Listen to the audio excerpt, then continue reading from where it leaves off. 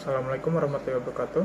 Kami dari kelompok 3 sistem operasi yang terdiri dari saya sendiri, Aryan Jatyaji Wicaksono, Rizky Novriandi, dan Yonatan Yusakostari akan mempresentasikan mengenai beberapa teori yang berkaitan dengan sistem operasi. Beberapa teori tersebut diantaranya yaitu sinkronisasi, deadlock, alokasi memori, pengalokasian contiguous, pengalokasian non-contiguous, virtual memory, dan sistem input-output. Yang pertama yaitu ada sinkronisasi. Pengertian sinkronisasi dalam sistem operasi yaitu merujuk pada koordinasi antara proses agar dapat bekerja secara bersamaan tanpa saling mengganggu. Tahapan dari sinkronisasi ini yaitu yang pertama ada critical section, yaitu bagian kode di mana proses dapat mengakses variabel bersama atau sumber daya bersama. Kemudian yang kedua ada mutual exclusion, yaitu mekanisme yang memastikan bahwa hanya satu proses yang dapat memasuki critical section pada suatu waktu.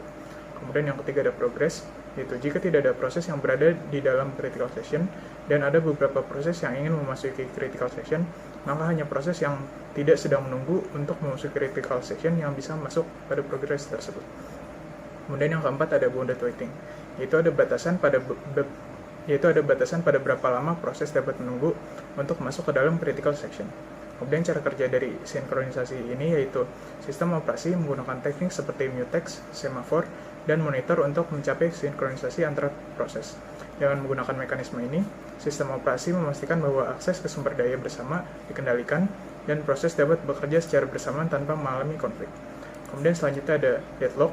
Pengertian deadlock pada sistem operasi yaitu kondisi di mana dua atau lebih proses saling menunggu untuk sumber daya atau kondisi yang dibutuhkan oleh proses lainnya untuk melanjutkan eksekusi mereka sendiri. Dalam kondisi deadlock, proses-proses tersebut tidak akan pernah selesai karena mereka saling menunggu satu sama lain. Tahapan dari deadlock ini yang pertama ada pemegangan atau hold, yaitu proses memiliki setidaknya satu sumber daya dan menunggu untuk mendapatkan sumber daya lain. Yang kemudian yang kedua ada pengambilan atau request, yaitu proses meminta sumber daya tambahan sambil mempertahankan sumber daya yang telah dimilikinya. Kemudian yang ketiga ada penundaan atau hold and wait, yaitu proses menunggu untuk mendapatkan sumber daya tambahan sambil mempertahankan sumber daya yang dimilikinya. Kemudian yang keempat ada cicilan atau no preemption, yaitu sumber daya tidak dapat diambil paksa dari proses yang memilikinya. Kemudian yang terakhir ada pemulihan atau circular wait, yaitu terdapat siklus tunggal yang melibatkan sejumlah proses, di mana setiap proses menunggu sumber daya yang dipegang oleh proses berikutnya dalam siklus. Kemudian cara kerja dari deadlock ini yaitu deadlock terjadi ketika kelima kondisi di atas terpenuhi. Kemudian sistem operasi harus menerapkan mekanisme untuk mencegah atau mengatasi deadlock, seperti deteksi deadlock dan pemulihan, atau menerapkan strategi untuk menghindari deadlock, seperti alokasi sumber daya yang aman atau pencabutan sumber daya secara paksa. Oke, untuk selanjutnya ada alokasi memori. Alokasi memori adalah proses dalam sistem komputer di mana ruang memori disediakan untuk program atau data yang sedang berjalan. Ini melibatkan tugas mengidentifikasi, menetapkan, dan mengatur sejumlah memori untuk aplikasi yang berbeda, baik itu program, proses, atau data. Tujuan dari alokasi memori adalah untuk mengoptimalkan penggunaan sumber daya memori yang terbatas dan memastikan bahwa aplikasi dapat berjalan dengan efisien tanpa saling mengganggu. Ada beberapa metode alokasi memori yang berbeda, termasuk statis, dinamis, dan campuran dari keduanya. Alokasi statis melibatkan pemberian sejumlah memori tetap kepada program saat dimulai. Sementara alokasi dinamis memungkinkan program untuk meminta dan melepaskan memori saat program berjalan. Alokasi campuran adalah kombinasi dari kedua pendekatan tersebut. Selain itu juga ada konsep alokasi memori virtual, di mana program diberikan kesan bahwa mereka memiliki akses ke ruang memori yang lebih besar daripada yang benar-benar tersedia. Sistem operasi menggunakan teknik seperti pegging dan segmentasi untuk mengelola alokasi memori virtual ini. Adapun cara kerja dari alokasi memori dapat bervariasi tergantung pada metode yang digunakan oleh sistem operasi dan struktur memori yang digunakan. Namun, ada secara umum beberapa prinsip dasar yang digunakan dalam proses alokasi memori. Yang pertama, identifikasi kebutuhan memori. Sistem operasi atau manajer memori akan mengidentifikasi kebutuhan memori dari program atau proses yang sedang berjalan. Ini mencakup estimasi ruang memori yang diperlukan untuk kode program, data, tumpukan atau stack, dan segmen lainnya. Yang kedua, ada pemetaan ke memori fisik. Setelah kebutuhan memori diketahui, sistem akan mencari atau menetapkan secara memori fisik yang tersedia untuk alokasi. Ini bisa melibatkan pencarian dalam tabel alokasi memori untuk menemukan blok memori yang sesuai atau menggunakan algoritma pemetaan seperti pegging atau segmentasi. Dan yang ketiga ada alokasi memori. Memori fisik kemudian dilokasikan untuk program atau proses yang membutuhkan.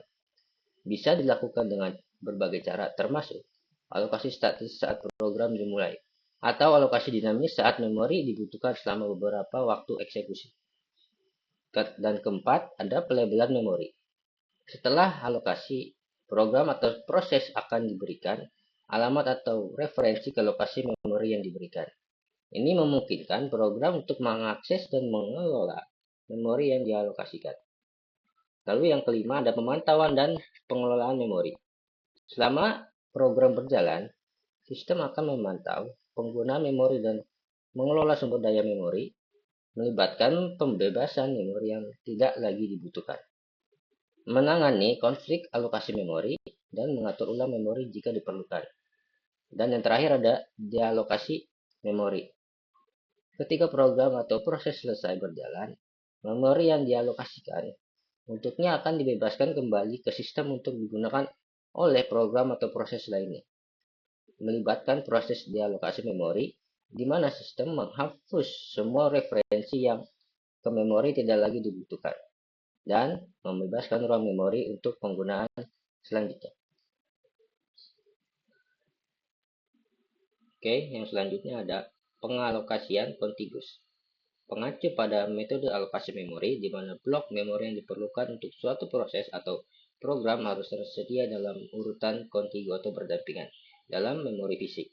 Dengan kata lain, blok memori yang dialokasikan untuk proses tersebut harus berada dalam satu rentang alamat memori yang berurutan.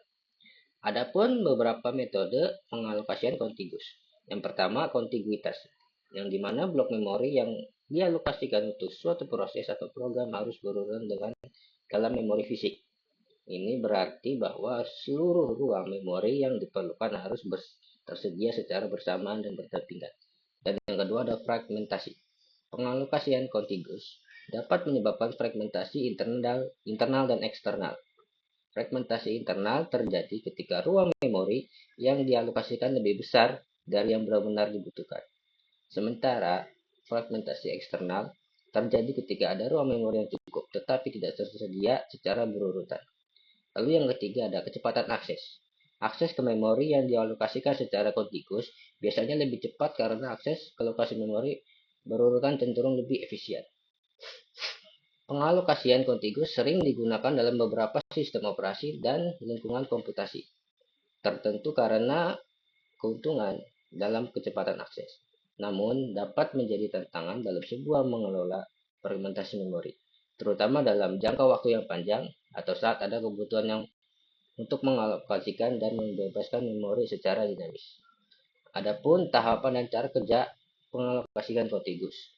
Yang pertama itu adalah permintaan memori.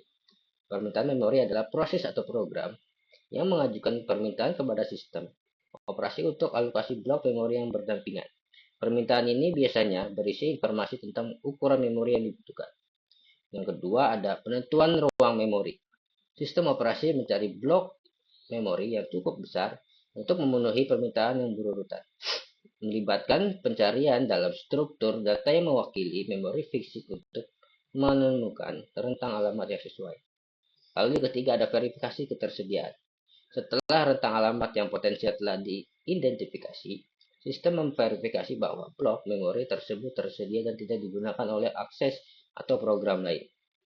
Lalu yang keempat ada alokasi memori. Jika blok memori yang berdampingan tersedia dan tidak digunakan, sistem akan mengalokasikan blok tersebut untuk proses atau program yang membutuhkan, melibatkan penyesuaian struktur data alokasi memori untuk mencatat alokasi baru. Lalu yang kelima ada pelabelan atau pemetaan memori. Proses atau program diberikan alamat atau referensi ke alokasi yang berdampingan yang telah dialokasikan. Hal ini memungkinkan program untuk mengakses dan menggunakan memori tersebut. Yang keenam, ada pemantauan menggunakan memori. Sistem terus memantau menggunakan memori oleh proses atau program yang telah dialokasikan secara kontigus. Ini membantu dalam sistem untuk mengelola sumber daya memori secara efisien dan menghindari situasi di mana memori tidak digunakan dengan optimal. Lalu yang terakhir ada dialokasi memori. Ketika proses atau program selesai menggunakan memori, blok memori yang berdampingan akan dibebaskan kembali ke sistem untuk digunakan oleh proses program lainnya. Ini dilakukan dengan menghapus antri lokasi memori yang sesuai dari struktur data alokasi memori dan membebaskan ruang memori untuk alokasi baru.